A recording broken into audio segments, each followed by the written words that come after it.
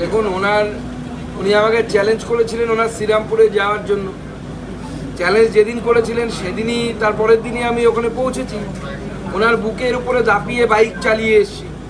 আমাকে তো ওনার অসুরের মতো লাগবেই, এটা অত্যন্ত স্বাভাবিক। তবে ওনাকে গণেশ সাজালে খুব ভালো মানাবে, আমি এটুকু বলতে পারি। দেখুন, এসআইআরের সাথে কোনো বাঙালি, বিহারি বা উড়িয়া এরকম কোনো ব্যাপার নেই।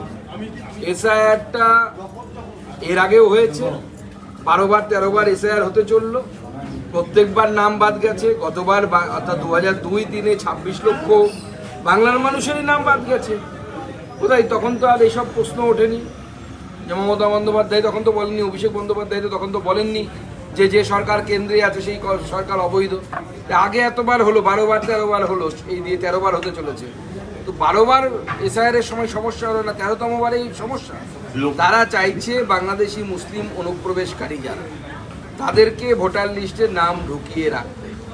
বাংলাদেশি মুসলিম অনুপ্রবেশকারীদের নাম ভোটার লিস্টে থাকবে না, উচিত না থাকা।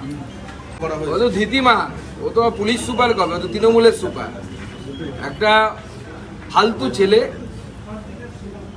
এ তৃণমূলের দলদাস হিসেবে কাজ করে, কোনো প্রোটোকল মানে না। একসময় ডায়মন্ড হারবারে ছিল এবং ডায়মন্ড হারবারে থেকে অভিষেক বন্দ্যোপাধ্যায়ের কুকুরের মতো কাজ করত। যে ভিডিও পাওয়া গেছে, এরপর থেকে ক্লোজ করা উচিত। একজন মহিলাকে গিয়ে কিভাবে মারতে পারে, সে লাঠিচার্জ করতে পারে একজন এসপি হয়ে, তো আমার মাথায় গামছা বেঁধে গেঞ্জি পরে। এটা পশ্চিমবঙ্গের প্রশাসন চলছে। মমতা বন্দ্যোপাধ্যায় এই প্রশাসন নিয়ে পশ্চিমবঙ্গকে শাসন করবে।